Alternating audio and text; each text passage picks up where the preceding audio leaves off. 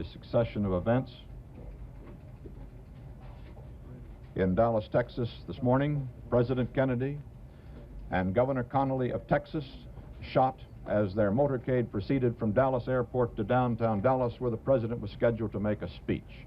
The assassin perhaps succeeded, word is that he did, in killing President Kennedy. The president taken to Parkland Hospital, where a moment ago 2 priests left the room and said they understood the president was dead.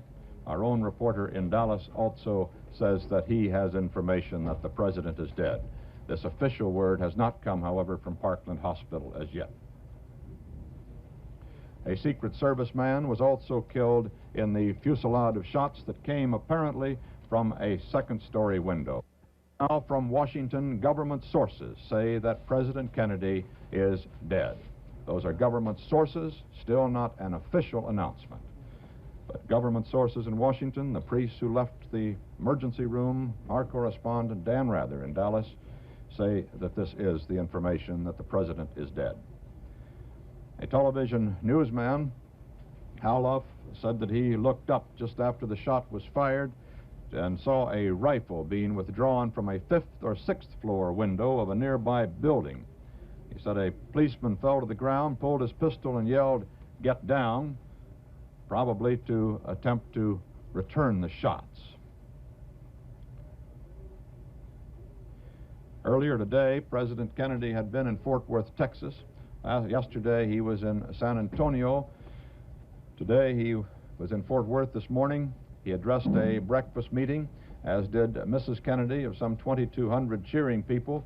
Mrs. Kennedy, very attractive in a pale beige dress and a pillbox hat, had gotten a standing ovation from that crowd and had proved to be quite a campaigner in Texas in these last 2 days and was getting a lot of plaudits from the old political pros for that.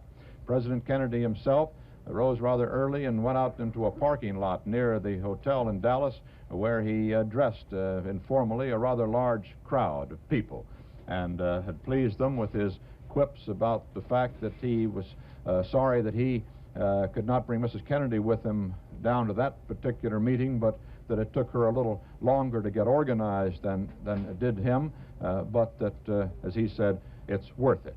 And the crowd laughed and applauded and enjoyed the quip. The president then went on to the breakfast meeting, and shortly thereafter his plane took off from Carswell Air Force Base in Fort Worth and flew him to his rendezvous with death, apparently, in Dallas, Texas. At the airport in Dallas, and throughout the streets of Dallas, the Dallas police had been augmented by some 400 policemen called in on their day off because there were some fears and concerns in Dallas that there might be demonstrations, at least, that could embarrass the president. Because it was only on October the 24th that our ambassador to the United Nations, Adlai Stevenson, was assaulted in Dallas, leaving a dinner meeting there. From Dallas, Texas, the flash, apparently official, President Kennedy died at 1 p.m. Central Standard Time, 2 o'clock Eastern Standard Time, some 38 minutes ago.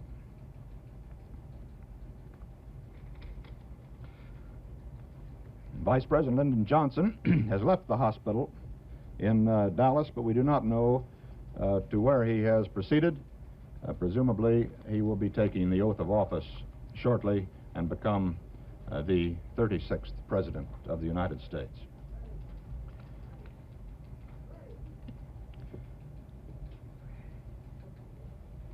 President Kennedy at Dallas Airport this morning was cheerful and waving. It had been quite a triumphal tour of Texas over the last 48 hours. There were hundreds of people crowded around the president at the airport, wildly cheering. There had not been any outstanding demonstrations. Nothing like that, the demonstrations that greeted Adlai Stevenson, our UN ambassador in Dallas, as I was telling you a moment ago, on October the 24th, when a lot of banners saying, get out of the UN and coexistence is appeasement and that sort of thing, greeted him at a meeting. He was greeted by hecklers in the Dallas auditorium where he spoke, and then as he left the hall, a lady demonstrator there hit him over the head with one of her picket signs. He wasn't badly injured, but he was obviously shaken by the experience. The lady later said that she was pushed from behind, and that's why the sign fell and hurt Adlai Stevenson, or rather struck him. He wasn't badly hurt. As we told you a moment ago, President Kennedy was assassinated in Dallas, Texas today. He was shot in Dallas at 12:25 as his car proceeded through the crowded streets of Dallas. He died 35 minutes later in the Dallas Parkland Hospital. Governor John Connally of Texas was also shot by the assassin. The condition in which Governor Connally now is, we do not know as yet, but apparently he is conscious and has talked to an aide there. Vice President Johnson was in a following car and was apparently not hurt. He has left the hospital and has gone to an unknown destination where it is assumed he will shortly take the oath of office as the President of the United States. Some pictures of the President, Smith. We have also, we're beginning to hear now from points around the world, of course, in a succession of messages that will be coming in. Dan Shore reports from Paris that, from Germany, that Prime Minister Erhard of Germany heard the news en route back to Bonn from Paris, and of course Dan Shore said, not knowing at the time that he cabled us a few minutes ago that the President was dead, said that Erhard would probably postpone his visit to Washington. It seems almost certain that that would be the case now. Here are some pictures taken of President Kennedy earlier today. Here is one from Fort Worth, where President Kennedy is shaking hands with a mounted member of the Tarrant County Sheriff's Posse. This was right after he made that outdoor speech that I told you about just a little while ago.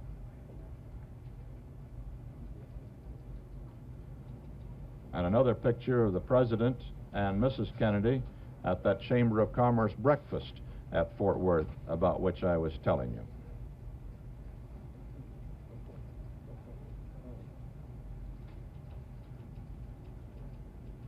The President seems to be applauding Mrs. Kennedy, as he had been doing for 2 days, because she was making a big hit in Texas. Here he is greeting that crowd in the parking lot in Fort Worth, as I told you, before the Chamber of Commerce breakfast, the crowd to which he said he was sorry Mrs. Kennedy couldn't address or be with, but that it took her a little longer to get organized in the morning than it did him. But as he said, it's worth it. And here is a picture of the President also at that outdoor meeting this morning in a more formal pose. And here is Governor Connally of Texas, who was shot in the same assassination attempt. Lyndon Johnson, now the President of the United States, stands here in this group also.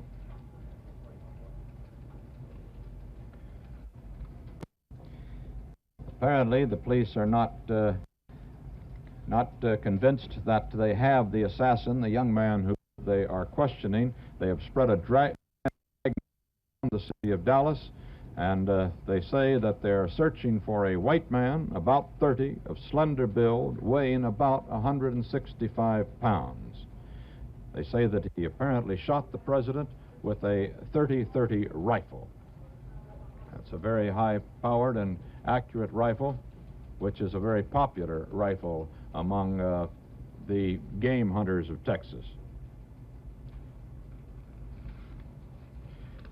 Senator Yarborough of Texas said to have collapsed in sobs as he told reporters of the slaying of President Kennedy.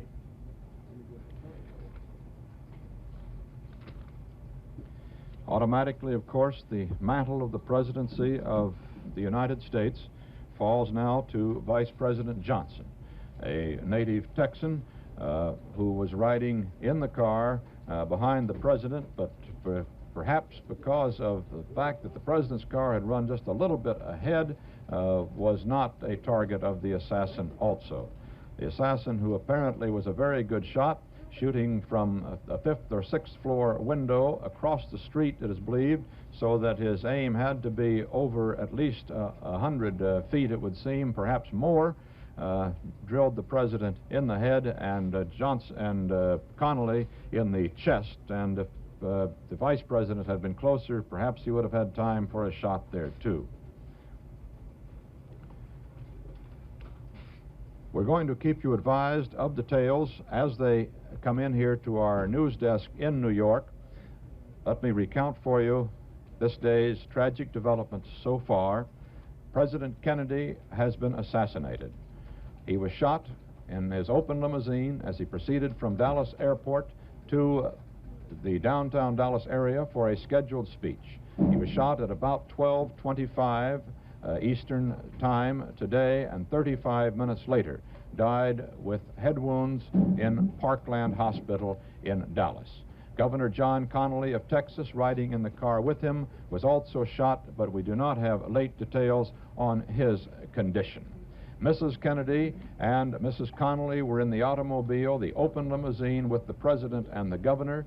The president collapsed into her lap with his wounds. She was heard to cry, "Oh no," before the car was speeded to the hospital to take President Kennedy and Governor Connally there. Blood was rushed to the hospital in transfusions that it was hoped would save the president's life. These failed. Catholic priests were called to the hospital and administered last rites to the president. Vice President Lyndon Johnson was in the motorcade in a car immediately following the president. He is in Dallas and presumably will take the oath of office as this nation's 36th president there in Dallas very shortly. The assassin, we do not know whether he has been caught or not. There is a dragnet out for a man, however, in Dallas who has been described as a white man, about 30. He apparently fired from the 5th or 6th floor window of a building on the motorcade route, firing almost directly down into the automobile carrying the president. President Kennedy is dead of an assassin's bullet in the 46th year of his life and in the 3rd year of his administration as President of the United States. This is Walter Cronkite at our CBS newsroom in New York. And now if Charles Collingwood is standing by, Charles will sit in here to keep you advised of further details as this tragic day goes on. Charles?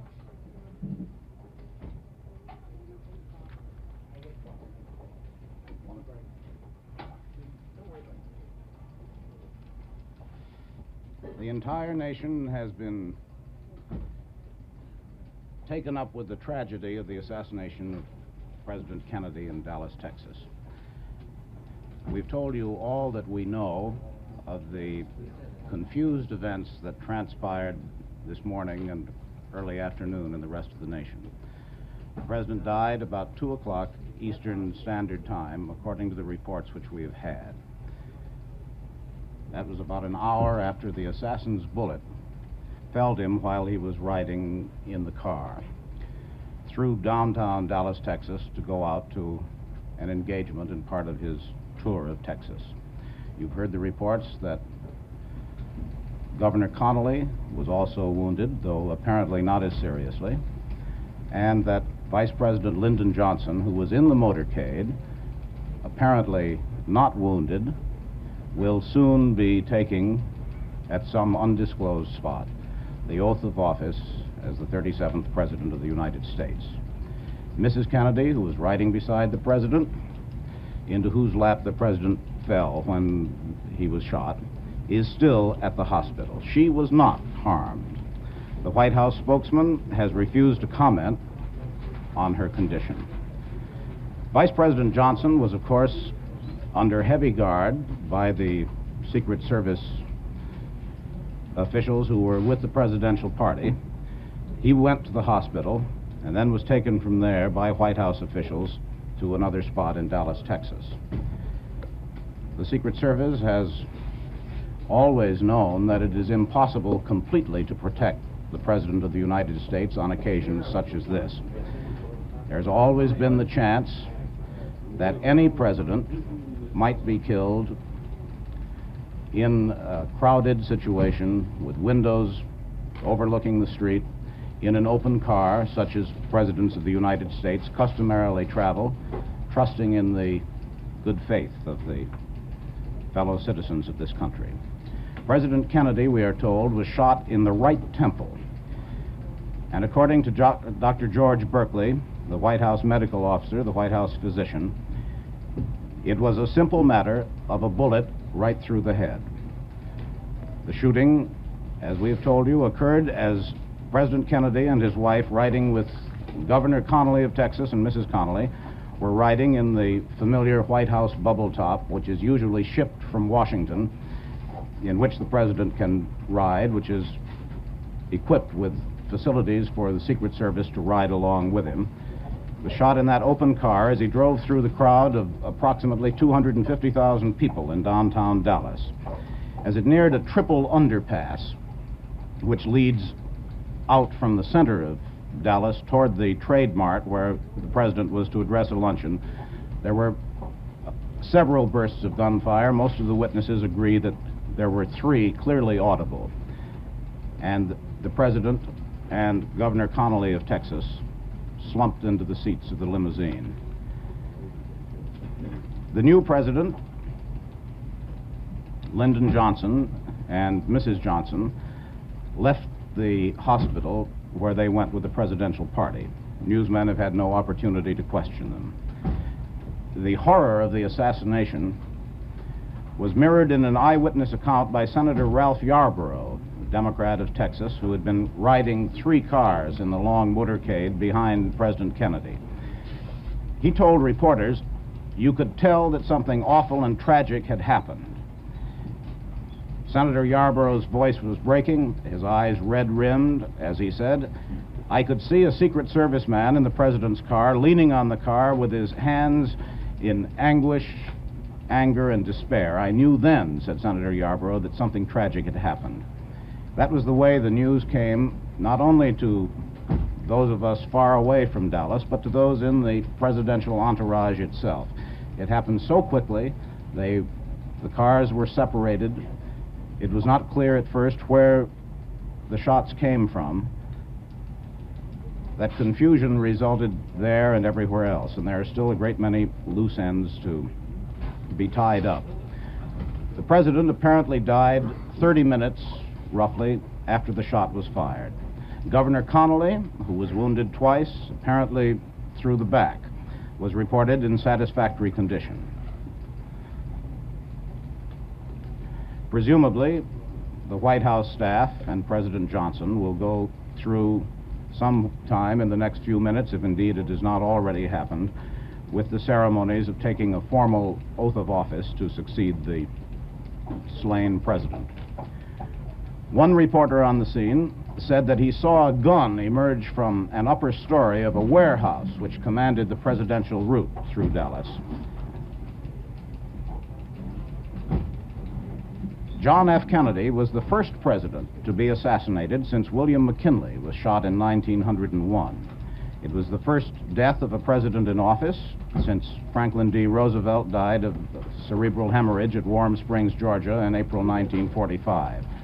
At that time, Vice President Truman was in Washington and was able to take the oath of office in the White House in a fairly short time. Undoubtedly, Vice President Johnson will succeed to the presidency through an oath of office in Dallas, Texas, this afternoon. Police have already spread a dragnet around the city searching for the assassin. The man being sought, yes? Bob Trout is just taking a walk through Manhattan, reaction of people in the streets and things. Come, Bob. I want to put the mic between the Yeah. Like most Americans, Bob Trout was caught unawares and went through this city of New York unawares by this. Bob, what did you see?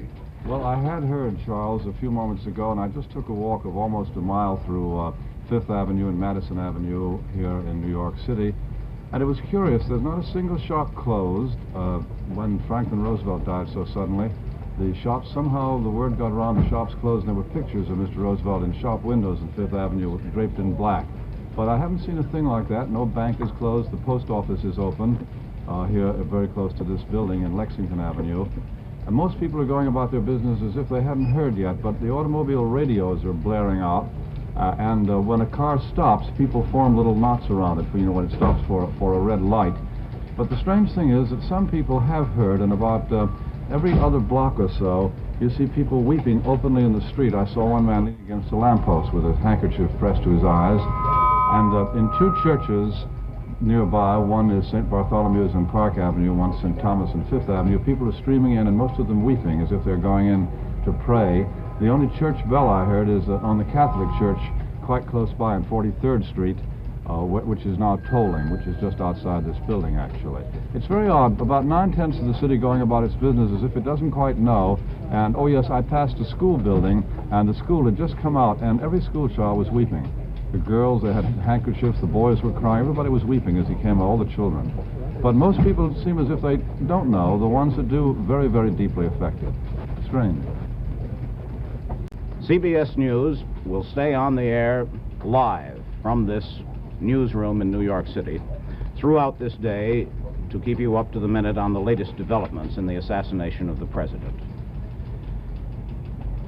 Vice President Johnson, who was with the presidential party, is expected to take the oath of office as the 37th President of the United States at any time this afternoon. The word, of course, has begun to spread throughout the world. In Rome, Cardinal Francis Spellman, there for the Ecumenical Council, said that he is shocked and grief-stricken to hear of President John Kennedy's death. And as this afternoon goes on, and as the word reaches leaders throughout the world, there will be many more messages of that kind. Governor Connolly, who was riding in the same car with the President and Mrs. Kennedy and Mrs. Connolly, and who was also shot twice by bullets apparently from the same assassin, Governor Connolly is reported in serious condition and in great pain. The only words we have from him were those to an aide: "Take care of Nellie," Governor Connolly's wife.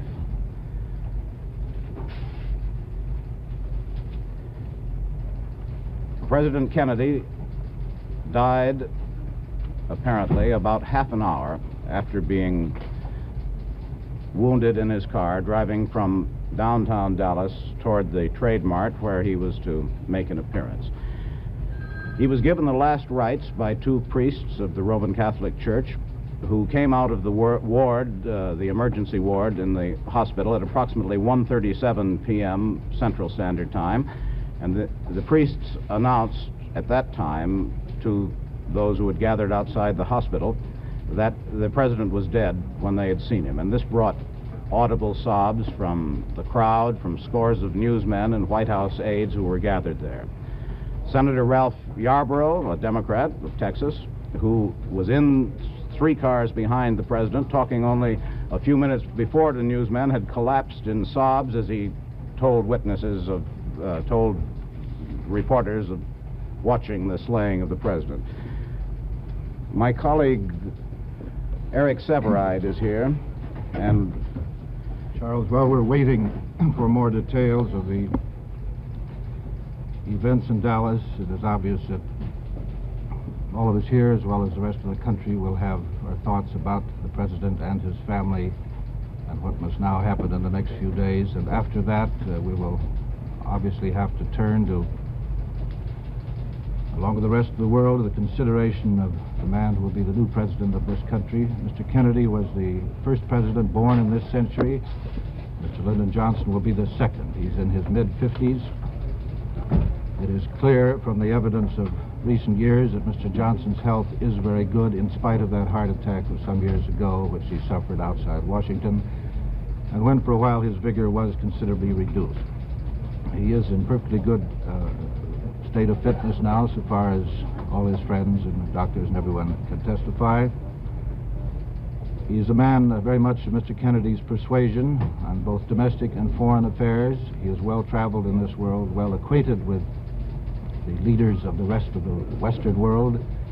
Mr. Kennedy, you know, was the new young force among world leaders, so much younger than those in France, in Britain, in Russia, or Germany. And Mr. Johnson will be still, I think, the youngest, except perhaps the new Chancellor of Germany. But on the whole, the older men of an older time will still be in power. I think you perhaps have a new bulletin there, Charles, and if that is important, I'm sure you want to go with it. Well, Eric, the bulletin is that our correspondent in Dallas, Dan Rather, reports that the Dallas police have arrested a 30-year-old man who was found with a weapon in his possession. No other details are known at the moment, but a man has been arrested carrying a gun, and naturally the entire machinery of law and order in Dallas, both on the city, state, and federal level, have gone into action to try to apprehend the assassin and those who helped him. The bulletin is that a 30-year-old man has been arrested. One might say at this point that it is very much to be hoped that this assassin, whoever he is not connected with any particular political group, a so-called hate group or otherwise. This will result in a very great rending of the political flesh of this country. The men who shot Lincoln, Garfield, McKinley, and Theodore Roosevelt, who spoke for an hour with a bullet in his chest once, non-fatal, were all purely individuals of an erratic and perhaps insane type, as well as the man who tried to shoot President Franklin Roosevelt in Florida in 1933 and did kill Mayor Cermak of Chicago at that time. We can hope at this point that this is right and that there were no coherent political motivations or connections with this man. Otherwise, I think it's going to be very rough, don't you? Unquestionably, this is going to have an absolutely imponderable effect upon the political situation and upon the public attitude toward the causes in which the president was interested. In a sense, President Kennedy's assassination came out of the same venomous and supercharged attitudes that brought about the assassination of President Lincoln. Like that of President Lincoln, it was based on, perhaps at least, upon a racial issue. We have a bulletin from Texas now, which has to do with Governor John Connally, who was wounded riding in the same car. Governor John Connally has undergone an operation for the gunshot wounds in his chest. His condition is said to be serious, but his doctor said that his vital signs are good. A doctor said that Connally had a good pulse and that his respiration is satisfactory. When the president died, 6 members of his cabinet were out of the country, flying to Japan. An hour and a half out of Honolulu, the secretaries were advised of the killing and immediately turned back. They were expected to speed back to Washington. The party, containing many members of the cabinet, were on their way to a meeting with members of the Japanese cabinet. In the party were Secretary of State Dean Rusk, the Secretary of Commerce Luther Hodges, Secretary of Labor Wirtz, Secretary of the Interior Udall, and Secretary of Agriculture Freeman with their wives. As they were over the Pacific on their way to Honolulu, as a way stop on their way to Japan, the cabinet mission turned back to come back to Washington to face the situation, the fresh situation caused by the death of the president. The entire world, of course, has been stunned by the president's assassination. The American Armed Forces Network in Europe made direct transmissions from Washington announcing the president's death to American servicemen and their families in Europe, for whom, of course, the president is commander-in-chief. In the Vatican, Pope Paul was immediately informed. News of the murder was received with dismay at the North American College in Rome, where the vice rector, Monsignor Chambers, said that he would inform the American cardinals and prelates who were dining at the moment. There's a 6-hour time difference between this country and Rome. The Soviet news agency TASS carried the news as a flash on its international English language radio teletype circuit at 2:45 or 2:48 this afternoon. And this is what TASS, the Russian news service, said. It has just been officially announced that the United States President, John F. Kennedy, has died in hospital after an attempt was made on his life by persons, as believed, from among the extreme right-wing elements. Of course, we have no knowledge of the political motivations, or indeed the other motivations, of the person or persons who fired upon the president. We do have a report from Dallas, from our correspondent there, CBS News correspondent Dan Rather, that Dallas police have arrested a 30-year-old man who was found with a weapon in his possession. The shot was apparently fired from a warehouse building, a building which housed large numbers of school textbooks, which overlooked the route which the presidential motorcade followed on its way from downtown Texas to the trademark where the president was to speak.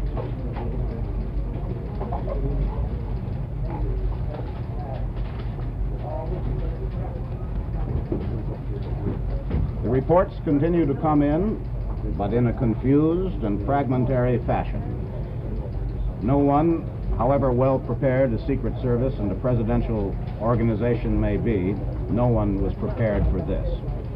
It happened quickly in the midst of a large crowd of 250,000 people, and we are bringing you the reports as they come into us here in New York just as quickly as we can. And of course, CBS News will stay on the air, live throughout this day to keep you informed on the up-to-the-minute developments in the assassination of the president. Already, parallels are being drawn between other assassinations and sudden deaths of American presidents in office. The last president to die in office was President Franklin Roosevelt, who was succeeded by Vice President Truman, as President Kennedy will be succeeded by Vice President Johnson.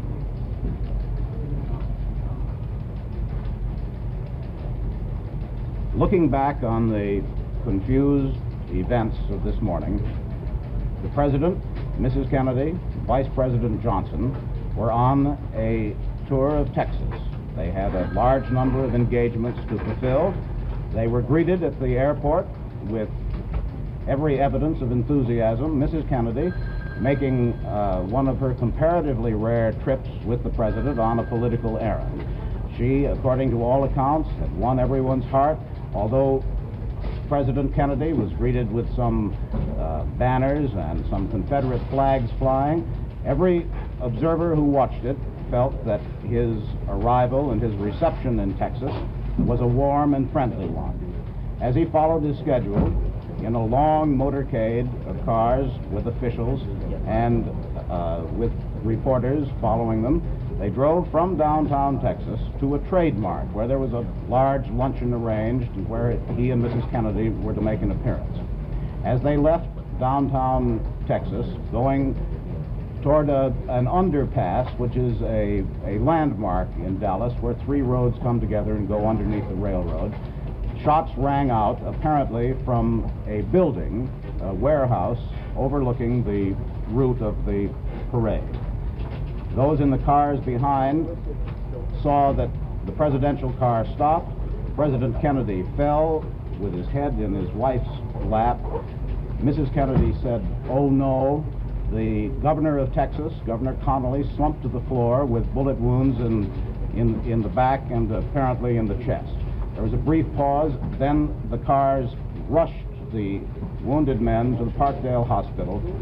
The president was taken to the emergency ward, and as the minutes ticked by, two Catholic priests came in.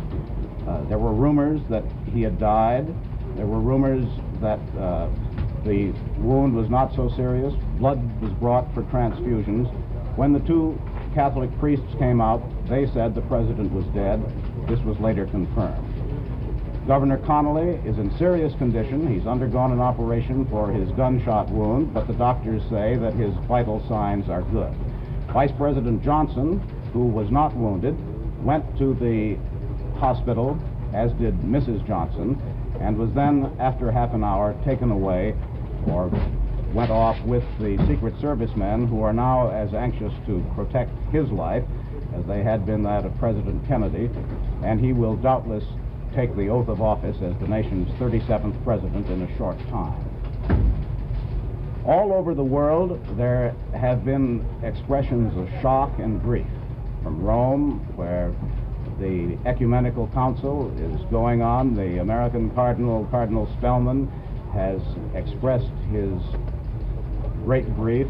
The message has been carried to Russia by TASS.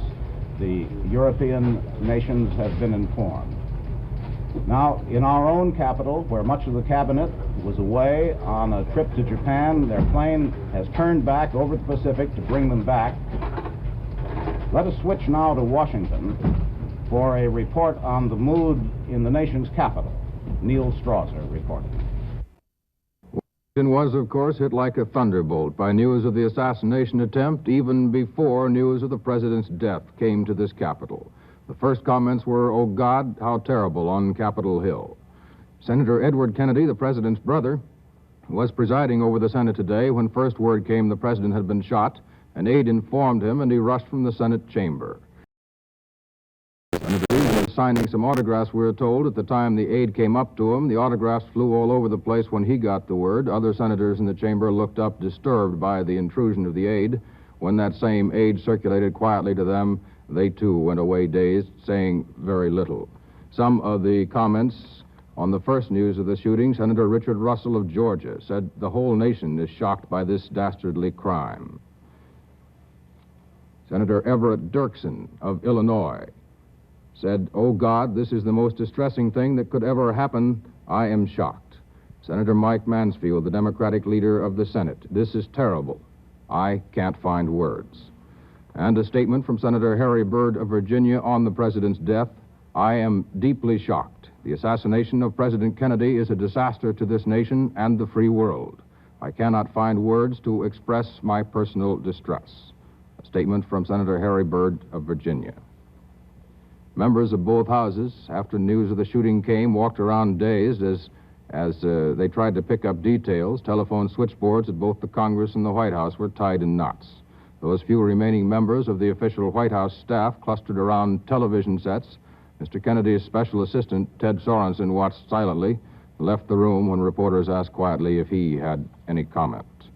The president's other brother here in Washington, Attorney General Robert Kennedy, was having lunch at home when word of his brother's shooting reached him. A quick check with the Justice Department discloses that there is nothing in the law that prescribes when or how Vice President Johnson shall take the oath of office or who shall give it to him. The Constitution states only that he shall take the oath of office for the presidency before entering on the duties of the office. As you will recall, Calvin Coolidge was at his home in Plymouth, Vermont in August of 1923 when word came of the death of President Harding. Coolidge was immediately administered the oath of office by his own father, a justice of the peace. Later, the ceremony was performed again in Washington by a justice of the then Supreme Court of the District of Columbia. President Truman was in Washington when word came of the death of Franklin Roosevelt in 1945 and was given the oath in private at the White House by, I believe, a Chief Justice of the United States Supreme Court. So that is the way Washington is taking the news of President Kennedy's death. Many of these statements simply say, "I cannot find words to express my shock or sorrow." We'll have more. This is Neil Strasser in Washington. CBS News, of course, will stay on the air live throughout this day to keep you up to the minute on the latest developments in the assassination of the president and in the inevitable aftermath that will follow it. Mrs. Kennedy was with the president in the same car. She was not hurt. The president's mother and father were told that the president was shot by a workman in Hyannisport, Massachusetts, where they are. The report came to them before it was known that the president had been killed. Reports were that neither the president's father, former Ambassador Joseph P. Kennedy, nor the president's mother had any comment to make when told of the shooting. The president's father is now a semi-invalid as the result of a stroke a few years ago, and he was napping when the word came. The president and Mrs. Kennedy had planned to spend Thanksgiving holiday at Hyannisport next week. We will have a live video only. Adlai Stevenson at the There is no sound to this, but the United Nations, like other institutions, is adjourning its deliberations to pay honor to the President of the United States. Pope Paul in Rome has been informed of the President's death. Cardinal Spellman, there in Rome for the Ecumenical Council, his with emotion, said, "I'm saying the rosary for him now." The Cardinal said that President Kennedy's death, President Kennedy, of course, a fellow co-religionist of Cardinal Spellman, the Cardinal said it was a great loss to the country and to the world. Cardinal James McIntyre of Los Angeles and Cardinal Ritter of St. Louis called together the student priests of Rome's North American College to recite prayers for Kennedy. Cardinal McIntyre said that Cardinal Ritter and myself were having dinner there in Rome. It's dinner time there because of the time difference. When they heard the astounding news of the President's death, we are shocked, grief-stricken, our hearts are pained. West German Chancellor Ludwig Erhard, who was to have visited President Kennedy on Sunday, was informed of the President's death while on the way back to Bonn from Paris. "The news fills the German people with deep grief," said Chancellor Erhard. All those who had the fortunate opportunity to make the personal acquaintance of President Kennedy, in particular the people of Berlin, where of course the President had recently visited, are deeply grieved in this hour. The Premier Designate of Italy, Aldo Moro, said his stature as a politician in his great country and on the international scene was growing in these years of a courageous policy of renewal. The reason for which he was struck in a mad way raises President Kennedy even more on the moral plane as a great defender of man's dignity and equality, said the Italian Premier Designate in Rome. French Premier Georges Pompidou exclaimed, "It is atrocious, it is frightful, I am overwhelmed." In Madrid, a Foreign Office spokesman said, "It is horrible, absolutely horrible, a most barbarous thing. Everyone here is horrified." And thus, international differences, disputes, are swept away in the moment of shocked, stunned grief. The Italian news agency TASS, in reporting on its wires to its subscribers the death of the President, asserted that he had been killed by a right-wing American extremist. There is no confirmation of that. A man has been arrested in Dallas, a 30-year-old white man who was carrying a gun. We know nothing of his political persuasion. But Dallas, Texas is considered a center of conservative philosophy and finance. It was on October 24th that Adlai Stevenson, our ambassador to the United Nations, whom you saw a moment ago receiving condolences of representatives of other countries to the United Nations, that Adlai Stevenson, making an appearance on United Nations Day in Dallas, was spat upon by one heckler and struck with a placard by another. It was believed that the strong emotions which run in Texas and other parts of the South may have been part of the context of attitudes which resulted in the tragic occurrence today. It was believed that the President's body will be moved shortly to Washington. Traditionally, funeral services for presidents who die in office are held in the Capitol. A presidential spokesman, the White House spokesman, told newsmen that Governor Connolly, who had been riding in the same open limousine with the President, had been wounded in the right chest. Connolly was rushed into surgery in the hospital for a 2-hour emergency operation. He is said to be in serious condition, but the doctors say that his vital forces are strong.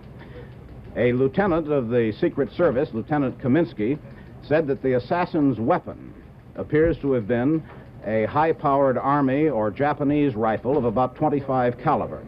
The rifle had a scope sight on it, according to the Secret Service lieutenant. The entire building where the sniper was located was evacuated, and people working in the building at the time of the shooting were questioned. This morning, President Kennedy had telephoned Vice President John Nance Garner, who had been Roosevelt's vice president, as you remember, congratulating him on his 95th birthday, where former Vice President Garner lives in Uvalde, Texas. And according to this report, Garner's end of the conversation went this way: "God bless you, Mr. President. You're my president, and I love you. I hope you stay there forever. Thank you, Mr. President. God bless you." The words of former Vice President John Nance Garner, 95 years old, in Texas this morning, one of the last telephone calls that President Kennedy apparently made. This is what we know of the assassination as it took place this morning. President Kennedy was traveling in a motorcade through the streets of Dallas before a generally enthusiastic crowd, in some places a conspicuously enthusiastic crowd of 250,000 people. With Mr. Kennedy in the open limousine, the White House bubble top, which is so familiar to those who have seen the president on television or in person as he travels throughout the country. With the president were Governor John Connally of Texas, Mrs. Kennedy, and Mrs. Connally. Suddenly there were shots. An eyewitness said that he saw them fired from a window in a warehouse building overlooking the route from downtown Dallas out to the Trade Mart, where the president was to appear. Bullets hit Mr. Kennedy in the forehead and Governor Connally in the chest. The two men were seen to slump into their wives' arms. Neither Mrs. Kennedy nor Mrs. Connally were hurt. One report has said, still not confirmed, that one of the Secret Service men accompanying and guarding the president was killed by the gunfire. Then, convoyed by police, the limousine raced off at top speed to Parkland Hospital, which was 5 minutes away. Meanwhile, police and Secret Service agents moved in on the assassin, searched the building, and an arrest of one man armed with a rifle is reported. The president and the governor were taken to the hospital's emergency room. The president was not moved from there and died there. The governor was moved to an operating room and after an operation is reported in serious condition, but the doctors appear to be hopeful. Dallas motorcycle officers who were ranging along beside the cavalcade took off across a field in the direction from which the murderer apparently had fired. One officer raced to the foot of a nearby railroad embankment and climbed to the tracks above, gun in hand. No one knew quite where the shots had been fired for quite a long while. Apparently they were fired from a building and not from one of the knolls which rose above the road. White House Acting Press Secretary Malcolm Kilduff said that the president's body will be flown to Washington this afternoon. The Dallas Sheriff's Department said a rifle had been found on a staircase on the 5th floor of the building near the scene where it is now believed from where the shots were fired. It was a 7.65 Mauser, German rifle, familiar to those who served in World War II. The German-made Army rifle had a telescopic sight. One shell was left in the chamber. 3 spent shells were found nearby. Most of the witnesses, most of those who were in the cavalcade, as they attempt to recollect the sudden and confused events which took place, say that they heard 3 shots, which checks with the fact that 3 shots had been fired, one still found in the Mauser with which the assassin was apparently armed. Democratic Senator from Texas, Ralph Yarborough, who, like most other Texas politicians these days, have been engaged in hot political infighting there, was riding 3 cars behind President Kennedy, and he told newsmen in a choked and emotional interview that you could tell that something awful and tragic had happened. Senator Yarborough said, "I could see a Secret Service man in the president's car, leaning on the car with his hands in anger, anguish, and despair. I knew then," said Senator Yarborough, "that something tragic had happened." We continue to get reports from foreign countries as the word reaches the chiefs of state and simple people in other countries of the death of the American president. As always happens on these occasions, shock is the dominating note of the reports from abroad.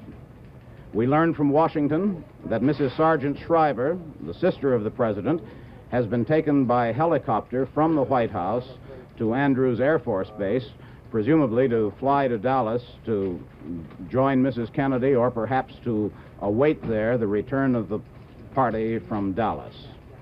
Mrs. Kennedy, who was riding in the same car with the president, was not hurt, but has been taken to a quiet room in the hospital. At this moment, after the aftermath of the terrible moment that she had to go through, in which the shot rang out and the president slumped down, his head in her lap. Reports are still coming in. They do not perhaps add a great deal to the confusion of the events that we have been trying to sort out all day. But as they come into us, CBS News is going to stay on the air live from here throughout this day in order to keep you up to date on the latest developments in the assassination of the president and what happens next. The news agencies and our own correspondents who are keeping us informed from Dallas continue to send us reports bringing together the various pieces of information, some confirmed, some unconfirmed, as they come in and as we begin to sort out the truth from the rumors of what has happened. The president's body has now been removed from Parkland Hospital. It was taken from there after his death in a long cream-colored ambulance with the curtains tightly drawn. Mrs. Kennedy rode from the hospital in a passenger seat in the ambulance, which is a type of vehicle that does have 2 seats for passengers. She and the body of President Kennedy were escorted from the emergency entrance of the Parkland Hospital by 2 motorcycle officers. Mrs. Kennedy walked slowly from the hospital to the ambulance, looking around her, we are told, in a dazed manner, and appeared to be in a state of shock. Those who saw her enter the hospital an hour and a half earlier said that she had not been hysterical and remained in control of herself throughout. Secret Service men have directed police to remove spectators from the whole area. And now we have another report from Washington. Neil Strasser reporting. 3 jet planes are now warming up at Andrews Air Force Base, presumably to fly members of the president's family to Dallas, Texas. As you've already heard, Eunice Shriver, the president's sister, has left the White House by helicopter, along with the president's aide and very good friend, Theodore Sorensen, presumably on the way to Andrews Air Force Base. Comments coming in from Capitol Hill are uniform in sorrow and very much bipartisan. Democratic Senate Leader Mike Mansfield told newsmen the death was a deep, personal, and tragic loss. Seated with Republican Senate Leader Everett Dirksen in Mansfield offices off the floor of the Senate chamber, the Democratic leader told assembled reporters simply, he was a man who contributed so much and deserved so much more in return. Senator Alan Bible, Democrat of Nevada, said this is one of the great tragedies of our civilization. The world has lost a great champion, and the United States has lost a great and courageous president. Senator Jordan, Democrat of North Carolina, said the assassination was a great tragedy that has befallen this nation. The Speaker of the House and the next man in line for the presidency after Lyndon Johnson, Speaker McCormick, issued this statement to reporters, "This is a tragic event. I feel very inadequate in expressing my thoughts. The nation," said Speaker McCormick, "has sustained a staggering loss, the significance of which is stupendous. Our country and the entire world will never forget President Kennedy. His leadership was superb in meeting the challenge of this period of world history. The warmth of his personality will never be forgotten. The relationship that has existed between the President and myself throughout the years has been very close and most friendly. In his tragic passing, I have lost a dear and personal friend." The statement of Speaker McCormick. We are told that an aide of Vice President Lyndon Johnson, now President Johnson, George Reedy, has arrived at the White House. There can be very little delay in these times, of course, to have a new administration take over. As we told you, the law says that the oath of office can be given by almost anyone. By now, Johnson could already have taken it. It is presumed he will take it very shortly. This is Neil Strasser in Washington. President Kennedy's body has been removed from the hospital in Dallas, Texas, on the first stage of its journey back to Washington for what will be a state burial.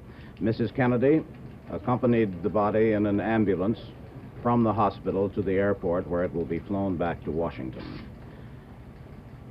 Walter Cronkite, who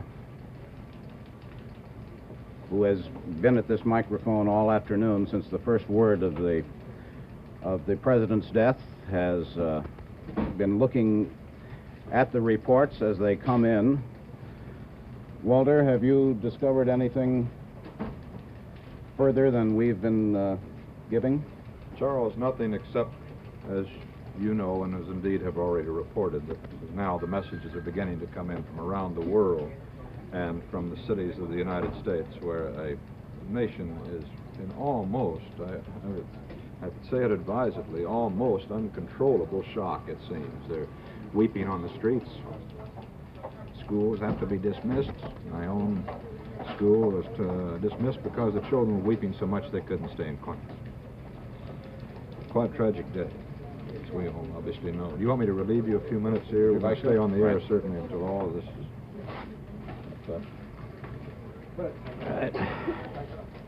We do have some word here as to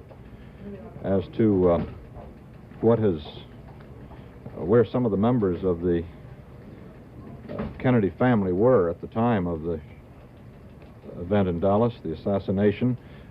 Robert Kennedy, the Attorney General of the United States, we are told was at lunch at the time it happened at his home in McLean, Virginia. FBI Director J. Edgar Hoover called the FBI office in Dallas and ordered an all-out investigation of the shooting, which, of course, could be expected. President Kennedy, as you have been told now, was the first president to be assassinated since William McKinley was shot to death in 1901. 6 members of the Kennedy cabinet, as you also, I believe, have been told during the day, were out of the country on their way to Japan. Their plane was called back an hour and a half out of Honolulu. They're expected, of course, to return immediately to Washington. It is anticipated that the new President of the United States, the 36th President of the United States, Lyndon Baines Johnson, will continue the President Kennedy's policies with which he seemed to be in firm agreement during these 3 years of the Kennedy administration, and presumably will continue most of the cabinet in office through this next year, at least until the November elections. We told you that Senator Robert Kennedy was at his home in McLean, Virginia, when he got the word. Senator Ted Kennedy and his wife, Joan, are now leaving Washington. They're boarding a jet at Andrews Air Force Base, destined for Hyannisport, to be with the president's mother and father, who got the news there from a workman around the house who came running to the lawn where Mr. Kennedy was resting with the news of the assassination. The new President of the United States, we believe that he must have by now taken the oath of office, although we have not been advised of this yet, is Lyndon Baines Johnson, a native of Texas, of Johnson City, Texas, where his mother and father had a ranch. He was born there some 54 years ago. He was interested in politics at an early day. When he was still in Southwest Texas State Teachers College, he took law later and became a very early follower of Franklin Delano Roosevelt, who who became interested in the young man when he went to Congress in in the early days, 1937, of the Roosevelt second term, and Mr. Roosevelt had indeed sponsored him for that job after making him National Youth Administrator in Texas. CBS News correspondent Dan Rather has arrived in our KRLD studio in Dallas. Let's switch now to Dallas for his story. The whereabouts of Lyndon Baines Johnson at the moment are unknown. Vice President, either soon to be or already President of the United States, Lyndon Johnson was at the Parkland Hospital in Dallas at the time or near the time of the official announcement of the death of the 35th President of this country, John F. Kennedy. Mr. Johnson left the hospital a very short time after 1 o'clock Central Standard Time. That would be 2 o'clock in New York. The Secret Service at this moment, or as of a few moments ago, was saying that Mr. Johnson's whereabouts would not be revealed for security reasons. Most, if not all, of the federal district judges of Dallas and surrounding counties were in and around the motorcade at the time the shooting occurred. We are told that most of the district judges went to Parkland Hospital. It is possible, we are told, that Lyndon Johnson was sworn in some kind of temporary ceremony at the hospital. However, there is no confirmation on that. The fact is, at the moment, the whereabouts of Lyndon Johnson are unknown, the Secret Service says, for security reasons. Mrs. John F. Kennedy left the hospital at approximately the same time the coffin carrying the body of her husband left. The coffin went to a private air installation at Dallas's Love Field. It either has left or will leave Dallas Love Field in a matter of minutes. We are told that the gunshot wound, the fatal wound inflicted on the President of the United States, entered at the base of the throat and came out at the base of the neck on the back side. CBS News correspondent Bob Pierpoint has been at the Parkland Hospital here in Dallas from just a few moments after the time President Kennedy arrived at the hospital and Governor John Connally arrived at the hospital. We expect to have Bob Pierpoint in the studio here with us very shortly. A briefing session for newsmen is anticipated at Parkland Hospital at any moment. Pierre Salinger, the presidential press secretary, presumably will preside over that briefing session. We hope to bring you that briefing session either live from the hospital or on film. At that time, a good deal of the confusion about exactly what happened along the motorcade route here in Dallas at the time President Kennedy was shot and killed should be cleared up. That briefing session we expect to have in a few minutes. Also on the air very shortly, we are hopeful of having some film taken at the Dallas airport at the time of President Kennedy's arrival. Also, CBS News cameraman from Washington, Tommy Cravens, was in the motorcade less than 50 yards from President Kennedy when the shooting occurred. Cameraman Cravens' film is on the premises at this time being processed. We hope to have that film for you very shortly.